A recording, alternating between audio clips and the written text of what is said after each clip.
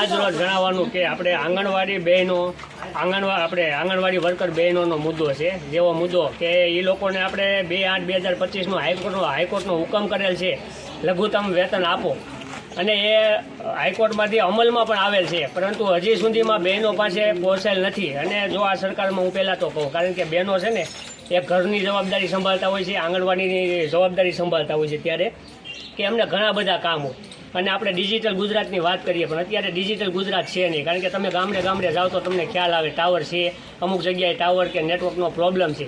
અને છતાં આમની પહેલાં બહેનોને એક મોબાઈલના રમકડા રૂપી મોબાઈલ દેવામાં આવ્યા છે કે ભાઈ લ્યો તમે આમાં ઓનલાઈન કામ કરો.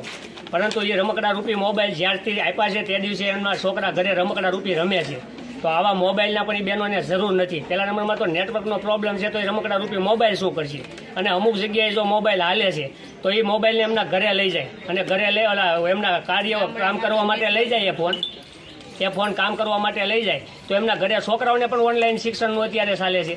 તો ઘરનું છોકરાઓ એમના ઘરના છોકરાઓ ભણે કે ગામના છોકરાઓને ભણાવે? અને પહેલા નંબરમાં કે અત્યારે આપણે એમને મને માહિતી છે ત્યાં સુધી બહેનોનું કે અત્યારે 10,000 રૂપિયા પગાર આપવામાં આવે છે આંગણવાડી વર્કરને, અને બહેનોને આપણે 5500 રૂપિયામાં આવે છે. તો કઈ મહિલા કઈ બહેનો 5500 રૂપિયા 10,000થી એમનું ઘર ચલાવી શકે?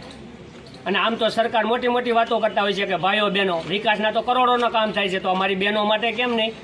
તો અમે ઘણા ખરા એવા મુદ્દા કરવી છે. અને જો આ અત્યારે કાલે પણ એને અલ્ટિમેટમ આપેલું છે. આજે તમામ બહેનો બગસરા તાલુકાના 34 ગામના બહેનો અત્યારે અહીંયા સ્થળ ઉપર હાજર છે.